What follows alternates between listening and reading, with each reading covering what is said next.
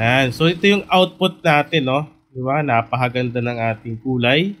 So, buhay na buhay siya. So, gagawin mo dyan. At syempre guys, ang unahin natin, i-edit natin yung ating birthday tips bag na Paw Patrol. So, dagdag collection nyo ito guys kung meron na kayong mga tips bag.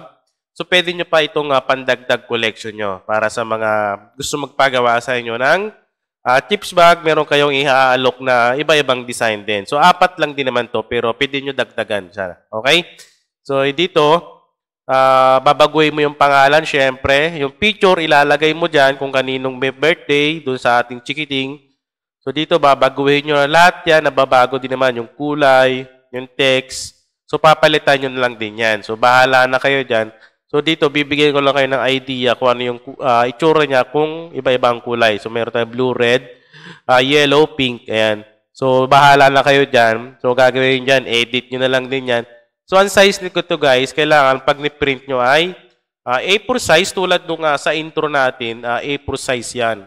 So, kailangan dyan buong A4. So, kahit hindi naman borderless, okay lang din naman. Ikakat nyo na rin naman kasi yan eh. Kaya wala naman problema. So, pwede naman gawing borderless kung may borderless kayong printer. Okay, so kahit free account lang, walang problema. Mada-download mo, may edit mo to. Ayan. So, depende na lang din. Kung merong Pro Elements dito, palitan nyo na lang din. Ayan. Pero ito, pagkakaalam ko, free account lang pwede na dito sa ating template. Okay? So, depende na lang din. Kung meron lumabas dito na Pro, tanggalin na lang kaya palitan nyo. So, pag na-edit nyo na, click nyo lang yung share. Click nyo yung download, syempre, at i-download nyo kung ano yung i-download nyo. Kung pwede naman lahat, walang problema. So, 4 lang din naman. So, click mo lang, done, and download. Saan nga ba makakuha yung ating template para sa mga nag-uumpisa pa lang, sa may mga printing shop dyan, at sa mga individual na gusto at kailangan ng mga template, pwede kayo bumili dito sa ating website, sa ating Digibili. Ayan. So, sa Digibili, makakabili ka ng mga template or design na napakamura lang. So, lahat 56 yan. So, makikita mo ito guys, lahat 56 bawat isa. Okay? So, tulad dito sa ating cover na intermediate pad, so 56 pesos lang yan. Ayan, no? So, gagawin mo dyan, pag bibili ka, add to bag mo lang. Ayan, no? So, click mo lang, add to bag. So, check out. Ayan. So, check out mo lang siya.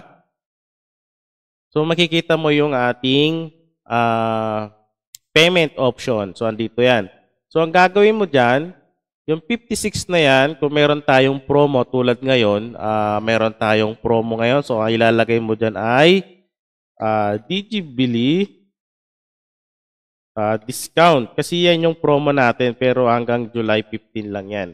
So, Digibili discount. So, yung 56 natin guys na normal price. So, pag in-apply mo yan, lalabas dyan 28 pesos na lang. Yes, 28 pesos na lang yan guys. Dahil lang 50% off tayo. So, lagi tayo may discount dyan. So, pag kailangan mo ng template or design, punta ka lang sa website natin. Okay? So, gagawin mo dyan sa kontakin yung email. Ilagay mo lang yung email mo, full name, yung country, yung phone number, tapos yung reference number. Ibig sabihin, magbabayad ka muna, tapos ilalagay mo dito yung reference number mo. Okay? Yung transaction reference number. So, pag nakapagbayad ka na, mag-fill up ka, select mo lang yan, continue. Okay? So, i-proceed mo lang yan. So, hintayin mo nila yung files niyan sa email mo. So, automatic yung masisend sa email mo, guys. Okay? So, ganun lang kadali bumili ito sa ating website.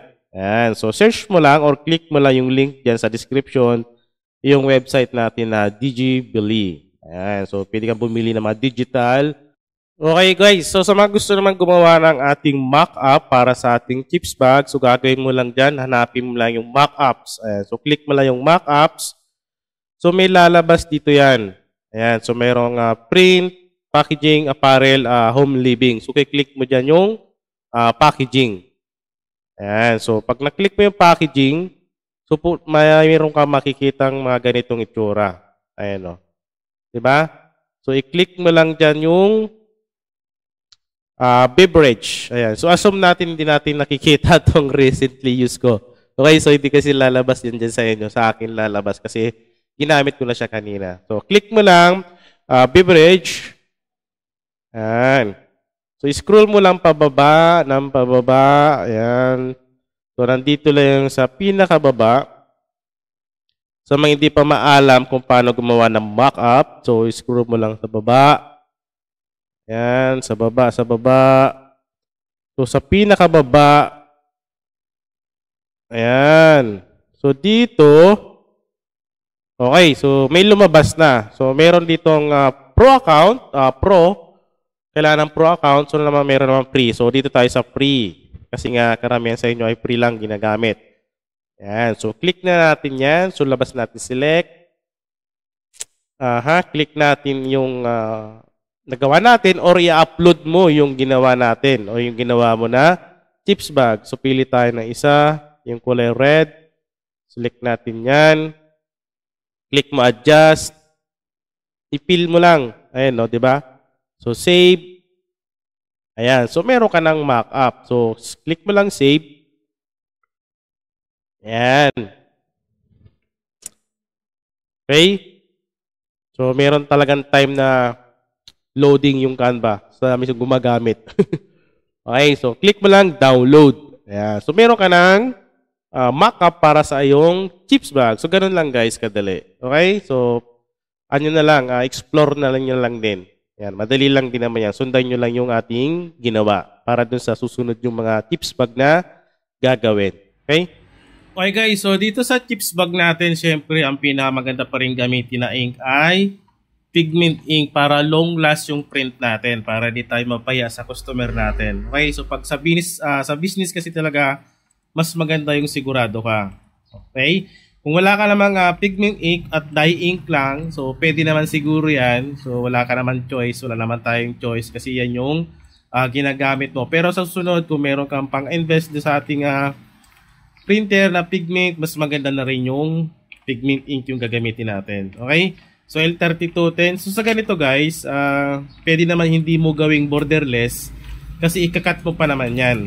Okay? So pwede mo rin gawing borderless. So depende na sa inyo yan. So ang pinakamaganda gamitin na photo paper, syempre, yung photo paper natin na QAP na 115 GSM. So QAP yan dyan guys. Okay? So QAP yan.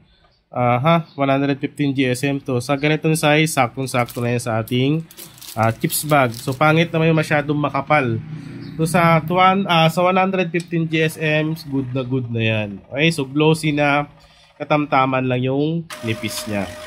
Okay? So ito yung so ito yung output natin, no? Di ba? Napakaganda ng ating kulay. So, buhay na buhay siya. So, gagawin mo dyan, ihulma mo na lang yan at gagawin mo siyang chips bag, syempre. Ayan. So, gamit ka ng gunting na ganito, yung corrugated na gunting. Okay? So, para dito yan guys. So, ganito magiging itsura niyan. Ayan, no? Ayan. So, ganito magiging itsura niyan pag nabuo mo na yung chips bag natin. So, sa isang pirasong ganito, isang ganito lang din naman mabubuo mo dyan. So, marami nang gumagawa na ito. Kaya, ano na lang natin, escape na lang natin sa paggawa. So, alam naman yun siguro gumawa na ito. Ang importante lang yung template dito. Okay, so, nababago din naman yan. So, edit nyo na lang sa ating Canva. Kahit free account lang, walang problema. So, ma-edit mo, download mo yan ng walang watermark.